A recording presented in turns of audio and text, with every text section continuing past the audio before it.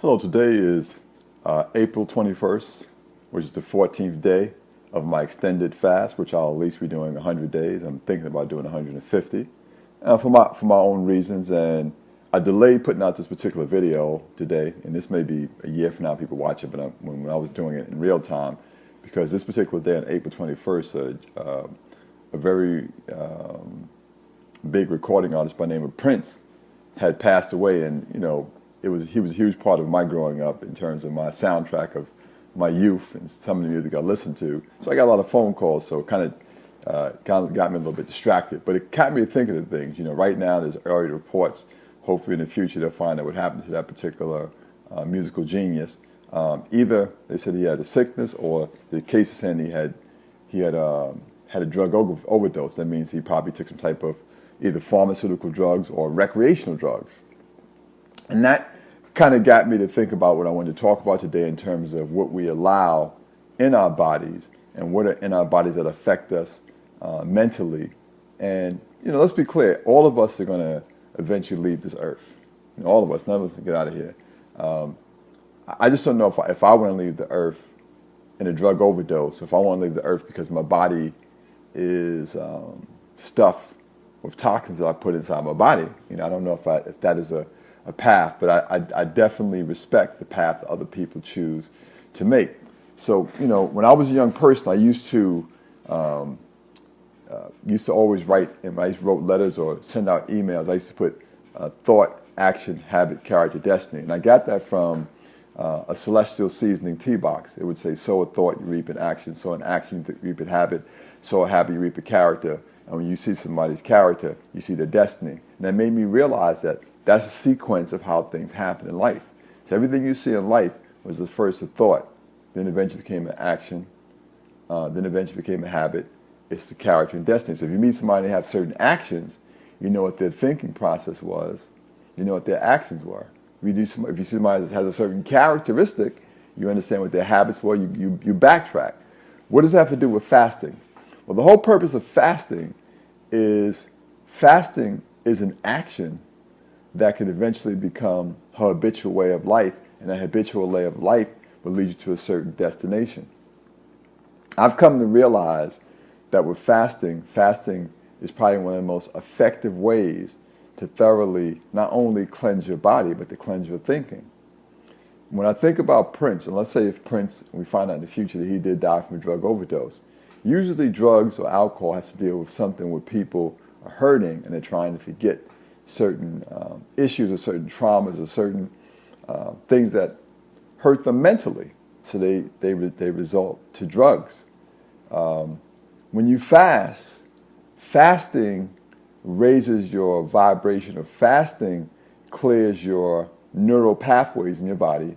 Fasting cleans out your system in the body so that you return back to your natural state of bliss. If you're in a natural state of bliss, then you would have no need to take drugs or no need to take antidepressants, because you would be in a blissful state. Many people in our society find different ways to get to the blissful state. A huge part of our society, what they'll do when they get to a certain age, in their 40s and their 50s, and this is not necessarily a good thing or a bad thing, it's just something that I've observed. A person will live a lifestyle recklessly and do all type of crazy things. They start getting certain health issues. They get certain health issues, then what do? They turn many times to religious institutions, which is okay, because religious institutions give you a discipline of praying. Religious institutions give you a certain way of thinking, and it's around a certain amount of people. But a lot of times, the people who do that still have those mental issues, because their problems many times don't go away. They say, well, Jesus solved it. Yes, Allah solved it. Krishna solved it. Buddha solved it. When in reality, all those religious books that I've studied and I've read always said the kingdom of God was in you. So you have to go on the mission of purifying you, of understanding you. The temples that we put our faith in. I love Prince. I think Prince is great. I didn't put my faith in Prince. Prince may have put his faith in his music, but in reality, his original temple is in him. He may have put his faith because a young lady that he was married to or dated, a lady by the name of Vanity, had passed away several, his name was Denise Matthews, Denise Richards, I forget the name, Denise Matthews had passed away, and he said that hurt him. He put his faith in some young lady. You have to put your faith in you and your inner heart. And to me, that is why all these great men, Krishna, Buddha, Muhammad, Jesus, Moses, all fasted, because their message was, hey, you have to purify you. So that's one of the disciplines that I use. Now, with that being said, I don't think everybody can follow that discipline. If you understand the food pyramid that I always talk about, I say the original food pyramid for me is, first is thinking correctly. That's thinking about high thoughts of love and beauty, thoughts that raise your emotional state toward love, appreciation, bliss, opulence, beautiful. Those things you think about, it makes you feel like, wow, life is just grand. The second food group would be air. Air is something you have to learn how to do deep breathing exercises, get books on breathing exercises, study Tai Chi, do yoga. It's not always about pumping the muscles, it's about what's your internal exercise here. Internal exercise involves breathing exercises. The third major food is water. Drinking structured alkaline water that will heal your body. The tap water that you have in your home is more likely kill you.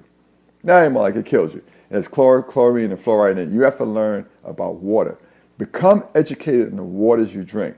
The waters that come out of organic fruits and organic vegetables, coconuts, is structured organic water that will heal and alkalinize your body. All right, so those are the first three things. Thinking,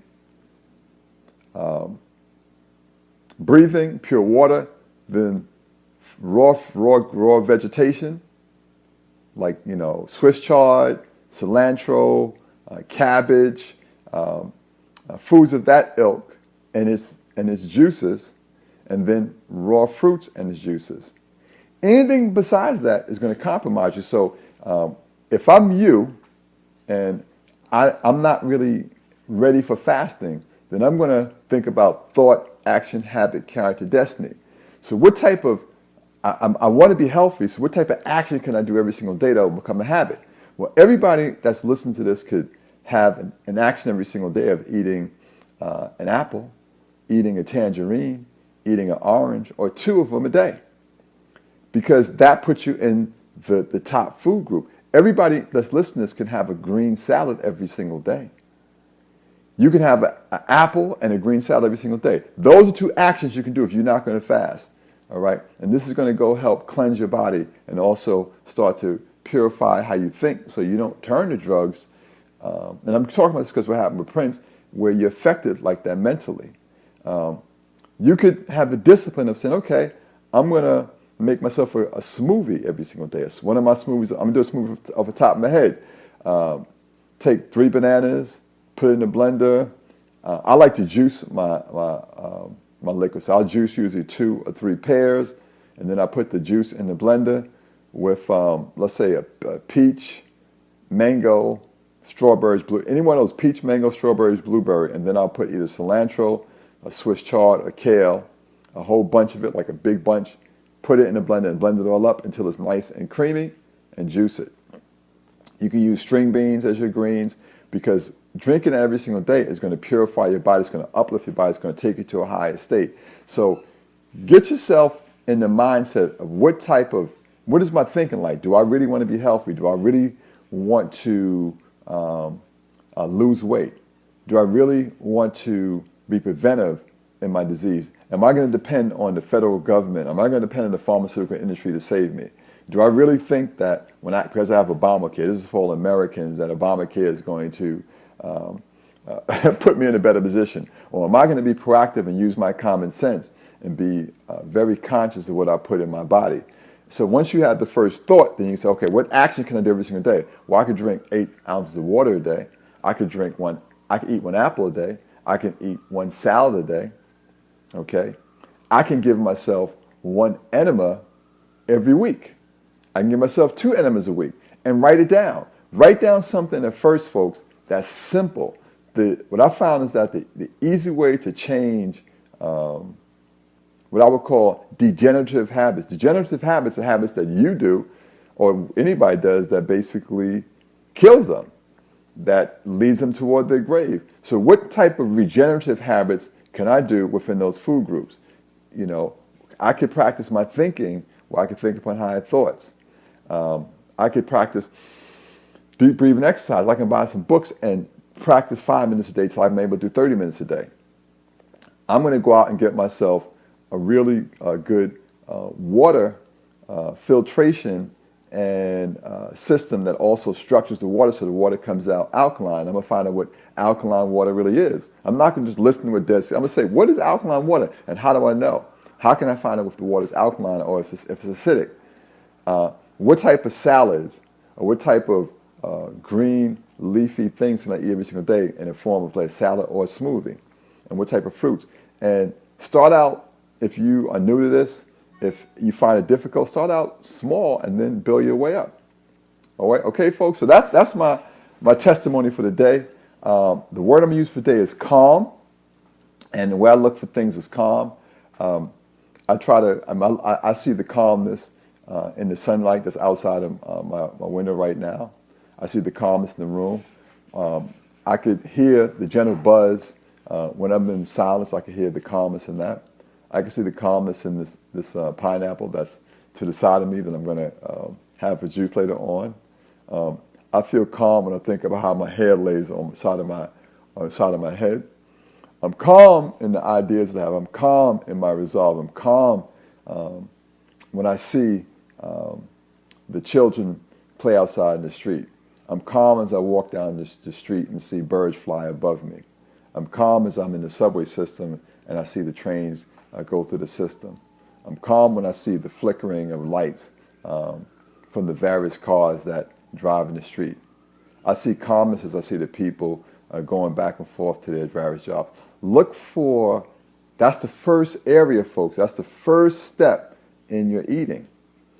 Thoughts feed your body. If you're regularly looking at the news and you're looking for the next murder, the next person that was shot, the next person that was killed, there's far more good in your neighborhood, I don't care where you're at, than there is tragedy. The only reason why you see tragedy is because you look at the stupid box. It's called the television. The television, they know that's sensationalism, but I challenge you.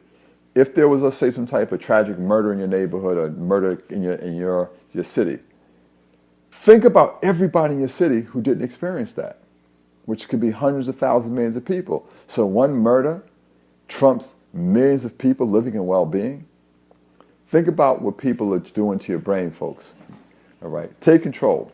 With that being said, you are the pros that watch this video and hopefully share this video.